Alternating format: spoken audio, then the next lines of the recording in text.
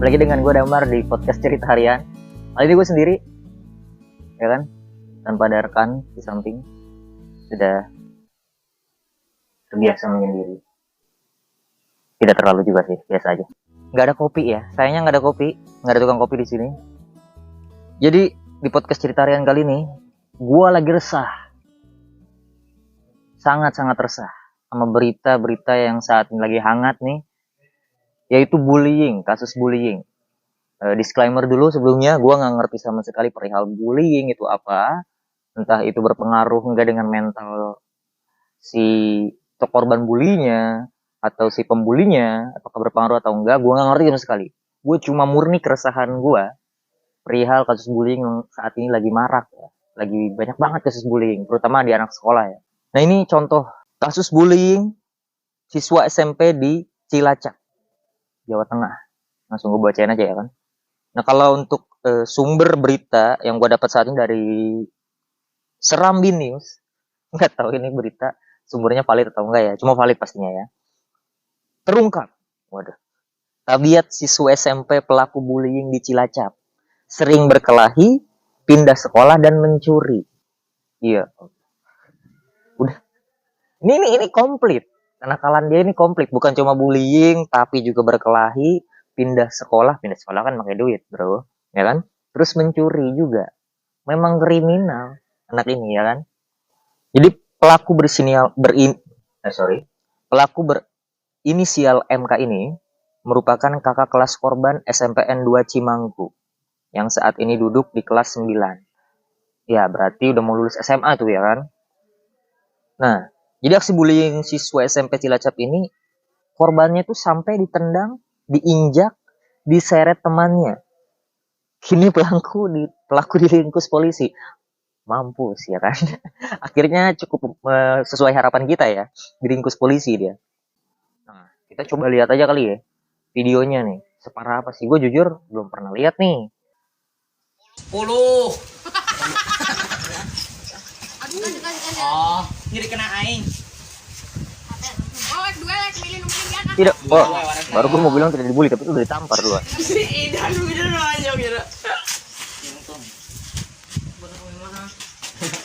Iya. Oh, dia. Ayam mah gitu.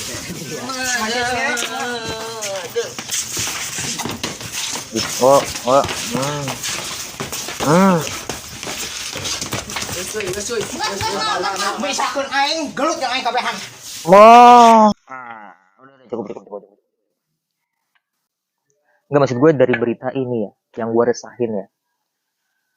Zaman gue dulu, ya kan, gue belum terlalu lama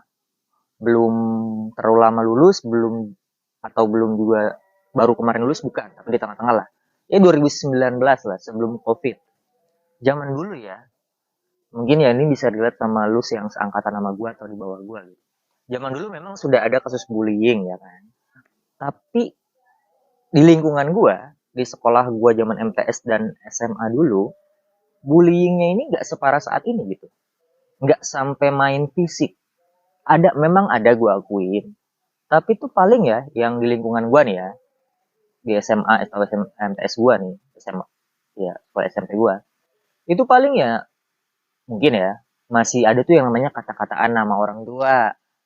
Kalau kadang nama orang tua kita lucu, itu sering dikata-katain. Atau nama orang tua kita unik lah, gitu ya kan. Nama orang tua gue Jainuddin, dipanggilnya Udin gitu. Gaya gue gak malu dengan itu ya kan. Cuma memang teman-teman berdebah ya kan. Weh, ada Udin Junior yang datang. Ya Allah, kenapa gue harus pakai predikat tahu apa gue Udin Junior ya kan? Lucu sih memang nama Udin itu, sorry ya, no offense. Tapi ya itu palingan gitu, nggak sampai main fisik kita tuh, kata-kataan orang tua paling, atau mungkin body ini ya, apa namanya, body shaming, jadi lupa, gue mau ngomong body shaming paling, itu pun memang sebetulnya sudah parah ya, cuma intensitas kita membuli itu atau ngejek ya, nggak seintens saat ini yang terjadi gitu. Maksudnya kalau dulu tuh ketika mungkin kita kalau lagi bercanda nih, lagi jam kosong atau lagi istirahat, lagi ya bercanda-bercandaan anak sekolah lah, ya sebatas itu aja gitu, nggak sampai keluar sekolah, nggak sampai yang intens banget gitu ngebulinya, cuma untuk sekedar jokes aja gitu, bercandaan aja anak sekolah zaman dulu gitu. Memang itu pun nggak bisa dibenarkan, tapi kalau sekarang yang gue lihat dengan berita tadi main fisik, wah itu gila sih menurut gue. Itu gila itu, udah parah banget kalau udah main sampai main fisik ya kan, banyak banget yang dirugikan gitu, badan badan si korbannya ya kan, belum berobatnya nanti ya kan, nah kan parah. Gue dulu juga punya punya pernah punya temen yang dimana sorry, dia tuh tipikalnya orangnya yang dibully secara body shaming, body secara fisik, kemudian dibully juga secara tingkah lakunya karena eh, sosialnya kurang. Gitu. Dulu zaman SMP. Jadi gue dulu tuh sempet jadi anak warnet ya kan. Pasti ada di antara kalian jadi yang dulu sering main warnet ya, terutama cowok. Jadi dia tuh apa ya, antisosial lah, sosialnya kurang, paling main depan komputer aja main games kebanyakan tuh. Alhasil gue coba rangkul, gue coba ajak teman gue itu untuk main warnet bareng tuh sama anak-anak yang lain. Awalnya dia minder juga dan gak bisa bersosial gitu karena komunikasinya kurang gitu. Kebanyakan di rumah gitu. Nonton anim, main game, itu aja tuh kerjaan dia dulu. Akhirnya gue ajak.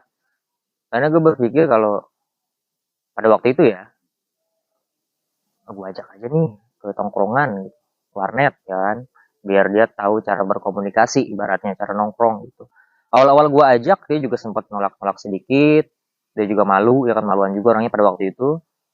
Akhirnya gue paksa gue ajak ya, akhirnya ikut juga. Awal-awal memang anak-anak juga nggak ada yang mau berkomunikasi sama dia dengan kendala yang memang dia sulit berkomunikasi begitu. Paling komunikasi sama gue doang gitu. Memang salah juga sih, tadinya dia nggak ngerokok nih, akhirnya dia coba untuk merokok gara-gara gue ajak nongkrong di warnet itu. Bukan gue yang nawarin juga, bukan, tapi dia kan ngeliat orang ngerokok asik kayaknya nih, gue coba pengen ngerokok ah. Akhirnya dia ngerokok, dan akhirnya lama kelamaan komunikasi dia jadi membaik gitu. Bahkan sekarang surprisingly ya kan, dia banyak ikut kegiatan organisasi gitu gitu di kampung ya kan, atau di luar luar di mana sekolah. Udah lulus dia 2 tahun di atas gua angkatannya, lebih tua dia 2 tahun gitu. uh, ya gitu maksud gua, apa ya, kalau memang kita melihat ada orang yang berbeda atau minoritas ya, yang sekiranya orang itu sorry ya nggak bisa bergaul, komunikasinya kurang, atau bisa dibilang kasarnya tuh orang freak ya zaman sekarang tuh. Sebetulnya memang kesalahan kemungkinan nggak selalu di dia gitu. Mungkin dianya memang dari kecilnya memang di rumah aja gitu. Kenapa nggak coba kita rangkul gitu kan? Karena kan kasus bullying yang terjadi saat ini gitu ya, apalagi di anak sekolahan saat ini, si korban bullying yang gue lihat ya, memang itu anak ya memang kurang bisa bergaul aja atau kurang bisa berkomunikasi, kurang bisa mengekspresikan karakter dia seperti apa gitu, makanya dia dibully. Jadi orang-orang teman-teman dia yang lain tuh yang nongkrong yang join sama teman yang lain tuh ngelihat dia kayak ini orang aneh banget sih, akhirnya dibully lah gitu. Kenapa nggak coba kita rangkul gitu untuk nongkrong? Memang ya nggak asik juga karena kan orangnya nggak suka nongkrong nih, misalnya kurang bisa berkomunikasi, agak canggung ngobrolnya. Cuma ya kenapa nggak kita rangkul gitu. Nah, hasil teman gue itu yang dulu tuh yang gue ajak, gue bilang main ke warnet yang nggak bisa berkomunikasi, dia tuh jago perihal ini gadget. Kalau ada orang betulin HP, komputer, laptop, itu ke dia arahnya begitu. Maksud gue kadang orang yang kayak gitu, yang maluan, yang nggak bisa berkomunikasi, nggak selamanya dia nggak bisa apa-apa, karena dia nggak bisa mengekspresikan diri dia aja gitu. Tapi ketika kita coba untuk ngerangkul dia, alhasil kemarin gue ngebenerin HP itu ke temen gue itu gitu. Maksud gue bukan kita ngambil kelebihan dia atau kita datang ke dia cuma ada butuhnya, enggak. Tapi nggak selamanya orang yang di rumah aja yang nggak bisa berkomunikasi itu nggak bisa apa-apa, enggak. Justru malah sebaliknya loh.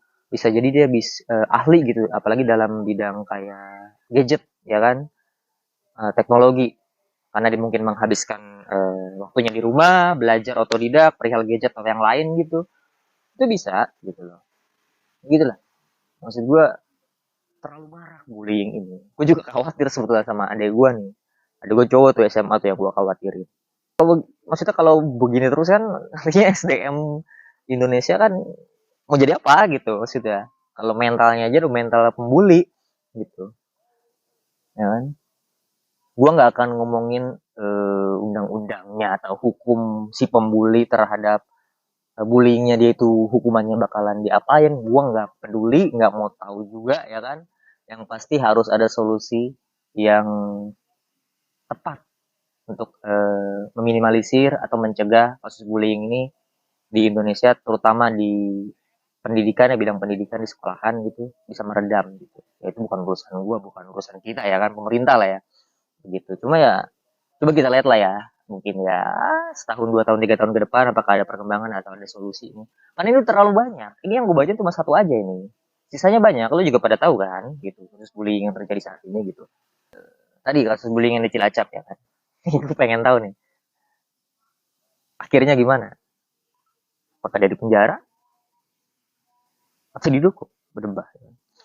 Kita coba lihat pelaku bullying murung di kantor polisi. Iya. Oh, dia udah dibawa ke kantor polisi. Ya Allah. Enggak, terlalu. Ini Dek ya, adik pelaku ya. Anda kan digeruduk ke kantor polisi karena perilaku berdebah Anda yang membuli teman Anda sendiri ya kan. Bukan mau masuk pesantren, ya kan? Atau ke kobong, bukan. Ya nggak masalah, dengan busana dia nggak masalah. Cuma kan aneh juga. Dia mah nendang-nendang orang ya kan, bully-bully orang, begitu ditangkap polisi pakai peci sama sarung. Mungkin yang ada di otak dia, gua gak bakal di penjara, paling juga taruh ke pesantren kali, ya kan? Tidak, Anda di penjara, ingat. Gue gak tahu juga sih penjara apa enggak, cuma harapan gue di penjara lah. Maksud gue biar jerak gitu. Kalau ya cuma apa ya, ya cuma dikasih gertakan aja, dipanggil kantor polisi, bukan nggak mungkin dia melakukan hal yang sama lagi gitu ya kan. Maksud gue cari solusi yang bener-bener buat dia jerak gitu. Nggak usah dihukum mati, karena polisi tingkat tinggi saja tidak berhasil dihukum mati. Ngeri juga. Oh, nah ini nih, ini korbannya nih, ini dari Tribun News juga, pengakuan korban saat bertemu polisi. Wah anjing, korbannya sampai dirawat ya. Itulah yang dikhawatirkan. Udah dia kena fisik sampai kena fisik ya, sampai dirawat kayak gitu di infus, otomatis mentalnya juga pasti kena. Gue pribadi, gue nggak tahu soal mental illness yang terjadi di kalangan anak-anak ya. Pastinya tapi, namanya anak-anak belum bisa ngontrol mentalnya secara keseluruhan, ya kan? Diperlakukan begitu, dibully gitu di depan teman-teman yang lain, pasti mentalnya kena lah. Ya tadi dia aja ditanya, apa lu mau sekolah lagi nggak nih di sekolahan, masih mau sekolah di sekolah yang lama atau mau pindah? Dia jawab nggak tahu. Ya masih bingung lah dia, ya kan? Itu maksudnya akan ada efek-efek jangka panjang ke depannya sama mental dia gitu. Karena kan sekarang udah gadget atau sosial media udah makin parah ya kan. Kalau nggak dikontrol ya, ya begini jadinya. Entah dia ngelihat contoh dari mana, sosok jagoan ngebully temennya, ya kan? Mampus, dia nggak pikiran nih kalau dipanggil polisi sampai sampai dipanggil polisi kayak gini, ya kan? Lagi bikin UFC di sekolah sih, goblok emang. Nah apa sih anak-anak zaman sekarang, gue jadi kesal sendiri nih. Jadi ngeri juga adek gue nih. Yang jadi korban ataupun pelaku. Ya, mungkin itu aja cerita harian atau podcast cerita harian dari gua Damar di episode kali ini, yang mana gua sendiri sudah biasa ya kan, gue mencoba untuk sendiri. Kalau udah balik lagi, gua nggak bosan-bosan ngingetin kalau ada topik-topik menarik yang pengen kalian sampaikan ke gua dan gua pengen gua bawain, ataupun kalian pengen join ke podcast cerita harian, nggak masalah. Gua malah senang kalau kalian mau join ya kan. Tinggalin di komen aja ataupun DM ke Instagram gua Damar Kadafi. Pasti langsung gue balas karena gue nggak ada kerjaan lain selain ngebalasin DM orang.